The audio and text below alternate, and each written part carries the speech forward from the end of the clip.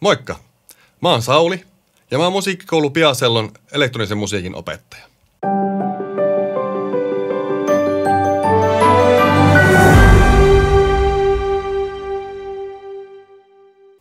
Tämän videon tarkoituksena on toimia semmoisena pikastarttina sille, että kuinka sä voit aloittaa tekemään musiikkia omassa kotona tietokoneella. Ja toisaalta myöskin tämän on tarkoitus kertoa, että mitä Piasellon elektronisen musiikin kurssi pitää sisällään. Mennään pidemmittä puheitta suoraan asiaan.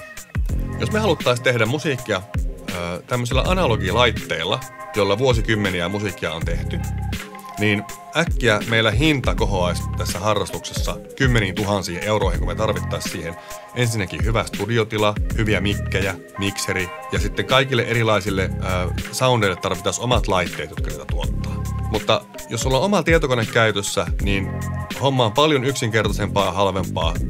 Tietokoneella lataa semmoisen ohjelman, jota kutsutaan digitaaliseksi audiotyöasemaksi, lyhenteltään DAWI. Ja DAWissa on sisällä oikeastaan kaikki, mitä tarvitaan luonnostelusta biisien julkaisuun asti. Toinen asia, mitä tietokoneen lisäksi tarvitaan, on hyvät studiomonitorit. Mutta nämä pääsee oikeasti oikeuksiinsa vasta hyvässä tilassa. Joten kaikista paras ja helpoin ratkaisu on aloittajalle hankkia hyvät tämmöiset korvakuulokkeet, jotka toistaa äänen mahdollisimman luonnollisella tavalla. Kolmas asia, mikä ei ole täysin välttämätön. Mutta jos sä haluat äänittää sun omaa ääntä, tai jotain soitinta, tai vaikka kodin ruokailuvälineiden kilinää, on tämmönen audio interface. Audio interfaceen voi kytkeä mikin, ja sitten sillä pystyy äänittämään laadukasta audiota. Jos sulla ei ole varaa semmoseen tai et halua panostaa siihen, niin ei haittaa. Sä voit ihan hyvin käyttää vaikka kännykän mikkiä äänittämiseen, koska kännyköissä on nykyisin aika hyvät mikit. Elektronisen musiikin tekeminen tietokoneella onnistuu ihan hyvin vaikka hiirtä ja näppistä käyttäen. Mutta jos sä haluat semmoisen käytännöllisen musiikillisen elementin siihen sun musan tekemiseen, niin mä suosittelen hankkimaan tämmöisen MIDI-kiipparin tai jonkinlaisen muun MIDI-ohjaimen. Halvimmillaan nämä on jopa vain 50 luokkaa hinnaltaan ja siitä saa tosi paljon syvyyttä siihen sun omaan musiikin tekemiseen.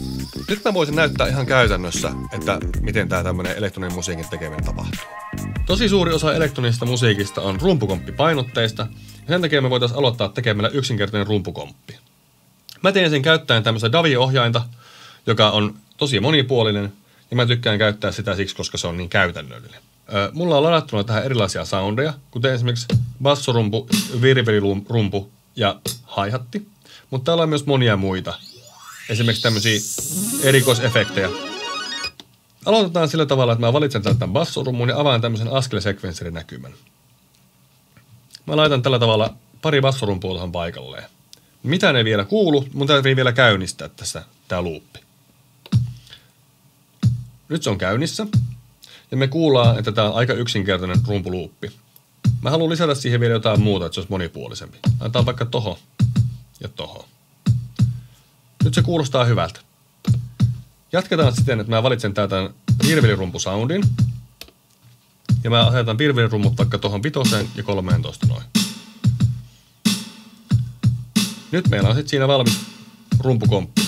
Mutta me voitaisiin lisätä siihen jotain muuta vielä. Lisäällään tähän meidän rumpukomppiin nyt pikkusen hi-hatteja. Mä laitan sen päälle. Ja tehdään se tällä tavalla hiirillä ja näppiksillä klikkailemalla ihan esimerkin vuoksi.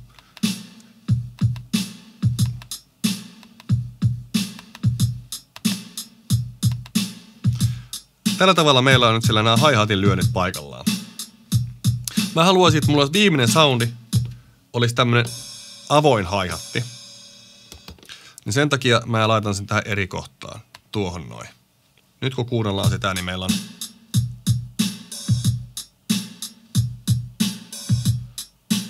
tämmönen vähän monipuolisempi rumpukomppi. Nyt mä voisin vielä esitellä, että miten live-äänityksellä tästä pystyisi lisäämään tähän meidän rumpuluuppiin jotakin tämmöisiä melodisia elementtejä.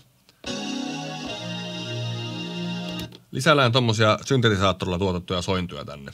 Ja me tehdään sillä tavalla, että kun meillä on tää rumpukomppi, niin mä oon miettinyt ennakkoon, että mä soitan jotain tähän tapaan. Ja mä laitan tästä tämän äänityksen päälle ja äänitän sitten livenä sinne.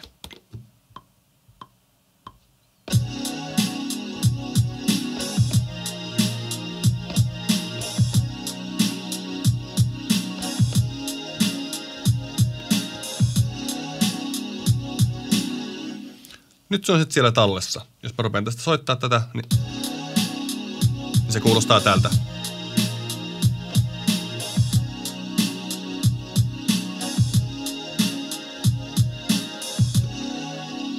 Nyt meillä on sitten valmiina pieni pätkä musiikkia. Mutta se on vielä kaukana valmiista biisistä. Jos me halutaan valmis biisi aikaiseksi, niin meidän pitäisi ensin tuottaa vähän lisää materiaalia ja sitten sen jälkeen sovittaa se, eli laittaa kaikki se materiaali sopiville kohdille. Sitten meidän täytyy miksata se, eli laittaa kaikki äänenvoimakkuudet hyville kohdille ja sen jälkeen masteroida, jossa huolehditaan siitä, että se ääni kuulostaa mahdollisimman hyvältä monista erilaisista kaiuttimista. Sitten se on valmis julkaistavaksi vaikka sun omalla YouTube-kanavalla. Jos sä kiinnostuit tästä ja haluaisit oppia lisää, niin Piasalon musatuottajakurssilla mä neuvon sua, miten sä voit onnistua tässä kaikessa. Toivottavasti nähdään siellä. Moikka!